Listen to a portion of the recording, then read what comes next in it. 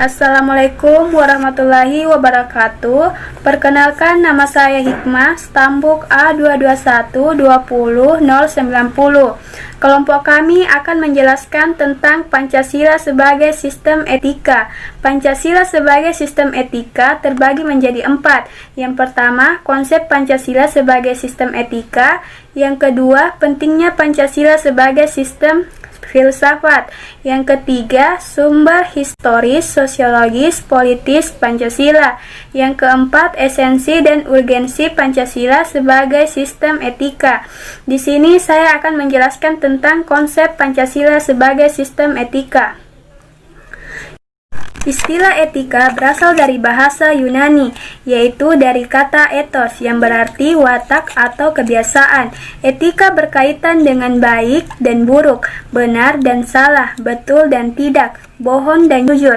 Etika seorang manusia dinilai dari interaksi manusia itu sendiri dengan lingkungannya. Etika merupakan hal yang sangat diperlukan dalam menjalankan kehidupan berbangsa dan bernegara. Karena memiliki etika, maka kita mampu menjalankan kehidupan bernegara dengan baik. Sebagai masyarakat mempunyai perilaku yang baik. Kebiasaan hidup yang baik ini dianut dan diwariskan dalam satu generasi ke generasi yang lain. Dalam artian ini, etika sama maknanya dengan moral.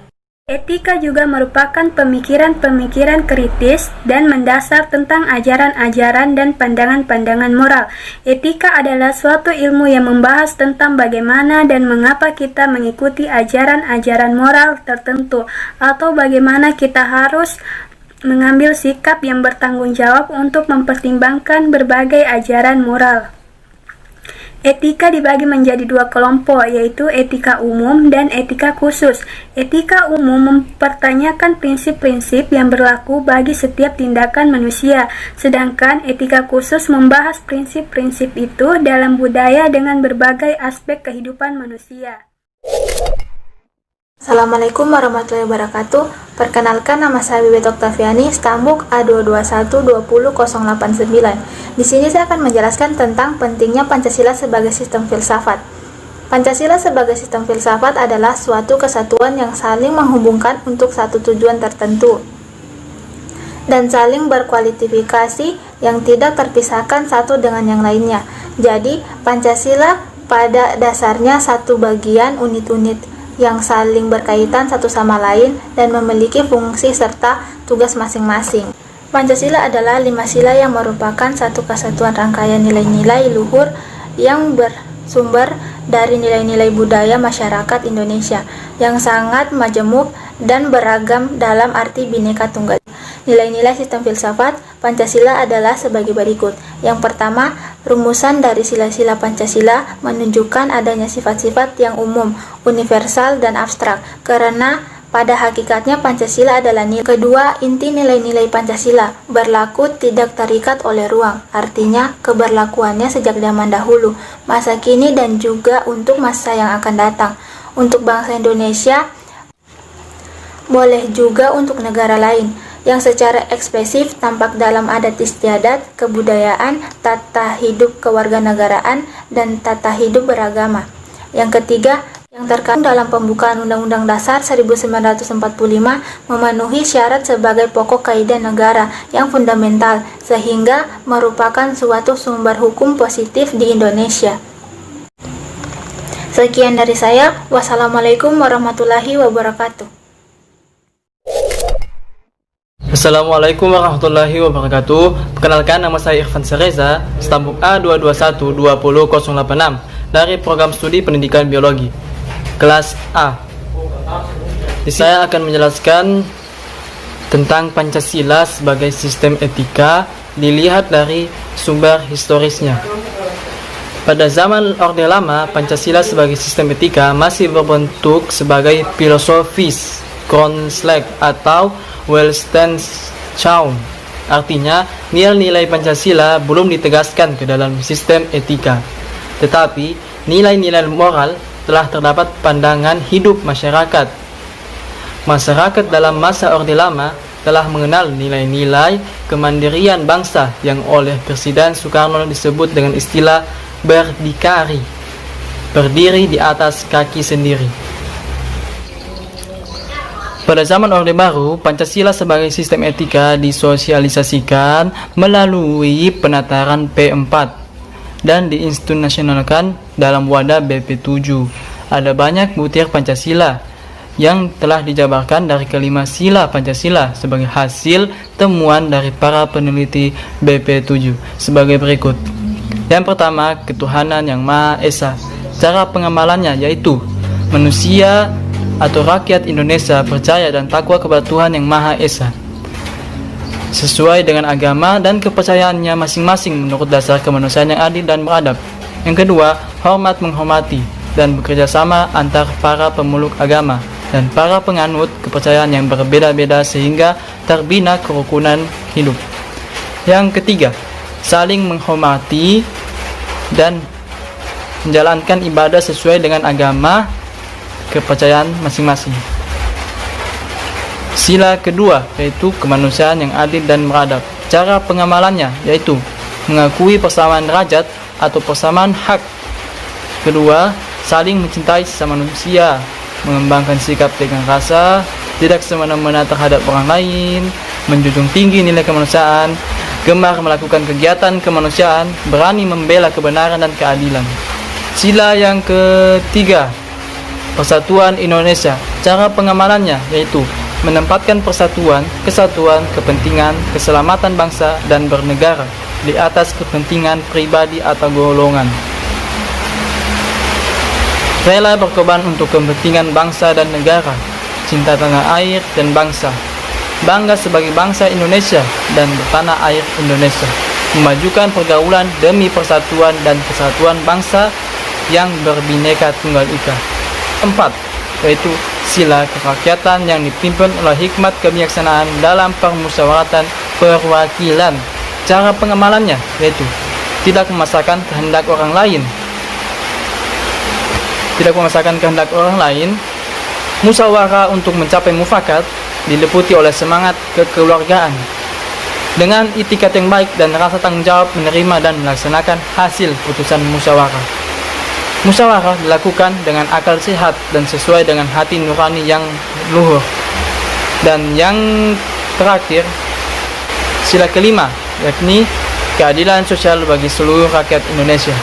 Cara pengamalannya yaitu bersikap adil, menjaga keseimbangan antara hak dan kewajiban, menghormati hak-hak orang lain, suka memberi pertolongan kepada orang lain, dan bersama-sama berusaha mewujudkan kemajuan yang merata dan berkeadilan sosial. Pada era reformasi, Pancasila sebagai sistem etika tenggelam dalam hiruk-pikuk perebutan kekuasaan yang menjurus kepada pelanggaran etika politik. Salah satu bentuk pelanggaran etika politik adalah abuse of power, baik oleh penyelenggara negara di legislatif, eksekutif maupun yudikatif. Penyalahgunaan kekuasaan atau kewenangan inilah yang menciptakan korupsi di berbagai kalangan penyelenggara negara. Sekian dari saya mohon maaf bila ada salah-salah kata. Assalamualaikum warahmatullahi wabarakatuh. Assalamualaikum warahmatullahi wabarakatuh. Perkenalkan, nama saya Asyaban, stambuk A221-20087. Prodi Pendidikan Biologi dari kelas A kelompok 5. Baiklah, saya akan menjelaskan tentang Pancasila sebagai sistem etika di bagian sumber sosiologis dan sumber politis. Di sumber sosiologis, Pancasila sebagai sistem etika dapat ditemukan dalam kehidupan masyarakat berbagai etnik di Indonesia. Misalnya, orang Minangkabau dalam hal bermusyawarah memakai prinsip bulat air oleh pembuluh, bulat kata oleh mufakat.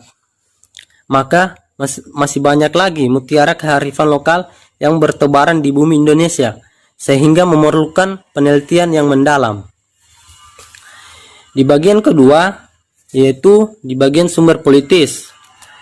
Di sumber politis, Pancasila sebagai sistem etika terdapat dalam norma-norma yang dasar sebagai sumber penyusunan berbagai peraturan perundang-undangan di Indonesia. Hans Kelsen mengatakan bahwa teori hukum itu suatu norma yang membentuk piramida. Norma yang lebih rendah memperoleh kekuatannya dari suatu norma yang lebih tinggi. Semakin tinggi suatu norma, akan semakin abstrak sifatnya, dan sebaliknya. Semakin rendah kedudukannya, akan semakin konkret norma tersebut. Pancasila sebagai sistem etika merupakan norma tertinggi yang sifatnya abstrak, sedangkan perundang-undangan merupakan norma yang ada di bawahnya, bersifat konkret. Etika politik mengatur masalah perilaku politikus, berhubungan juga dengan praktik institusi sosial, hukum, komunitas, struktur-struktur sosial, politik, dan ekonomi. Etika politik memiliki 3 dimensi, yaitu 1. Dimensi tujuan. Dimensi tujuan terumuskan dalam upaya mencapai kesejahteraan masyarakat dan hidup damai yang didasarkan pada kebebasan dan keadilan. Di poin kedua, dimensi sarana. Dimensi sarana ini memungkinkan pencapaian tujuan yang meliputi sistem dan prinsip-prinsip dasar perorganisasian, praktik penyelenggaraan negara, dan yang mendasari institusi-institusi sosial. Dan di poin terakhir, yaitu di poin ketiga, dimensi aksi politik. Dimensi aksi politik ini berkaitan dengan pelaku pemegang peran berbagai pihak yang menentukan rasionalitas politik. Rasionalitas politik terdiri atas rasionalitas tindakan dan keutamaan. Tindakan politik dinamakan rasional bila pelaku mempunyai orientasi, situasi, dan paham permasalahan. Sekianlah pemaparan dari saya atau penjelasan dari saya. Atas kurangnya saya mohon maaf. Semoga dapat bermanfaat bagi teman-teman semua. Saya akhiri, wabillahi taufik walhidayah. Wassalamualaikum warahmatullahi wabarakatuh. Assalamualaikum warahmatullahi wabarakatuh. Perkenalkan, nama saya Sardia Priyanti dengan stambuk A2212085 dari kelas A Prodi Pendidikan Biologi. Sini saya akan mendeskripsikan esensi dan urgensi Pancasila sebagai sistem etika. Yang pertama, esensi Pancasila sebagai sistem etika, yaitu hakikat Pancasila sebagai sistem etika terletak pada hal-hal sebagai berikut. Yang pertama, hakikat sila ketuhanan terletak pada keyakinan bangsa Indonesia bahwa Tuhan sebagai penjamin prinsip-prinsip moral. Artinya, setiap perilaku warga negara harus didasarkan atas nilai-nilai moral yang bersumber pada norma agama.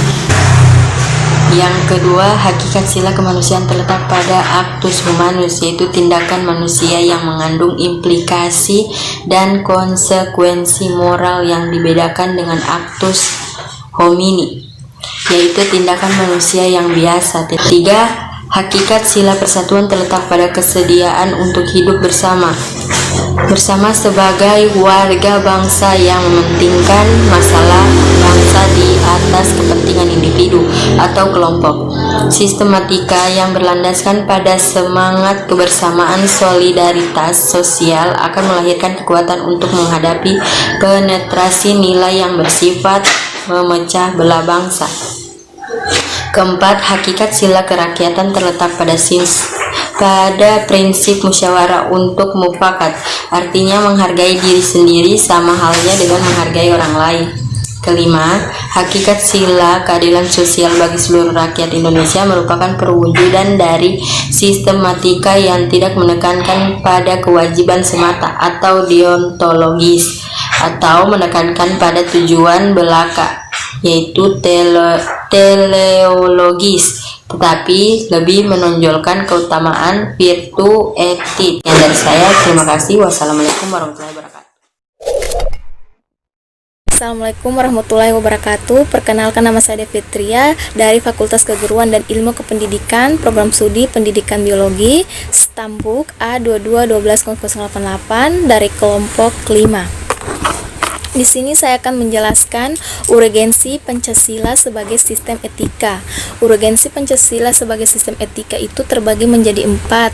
Yang pertama, meletakkan sila-sila Pancasila sebagai sistem etika sama halnya dengan menempatkan Pancasila sebagai sumber moral dan inspirasi bagi penentuan sikap dan tindakan dan keputusan yang diambil setiap warga negara.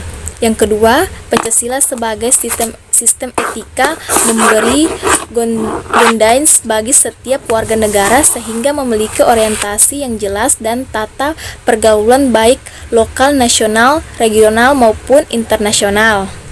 Yang ketiga, Pancasila sebagai sistem etika dapat menjadi dasar analisis bagi berbagai kebijakan yang dibuat oleh penyelenggaraan negara. Negara kebangsaan yang berjiwa Pancasilais.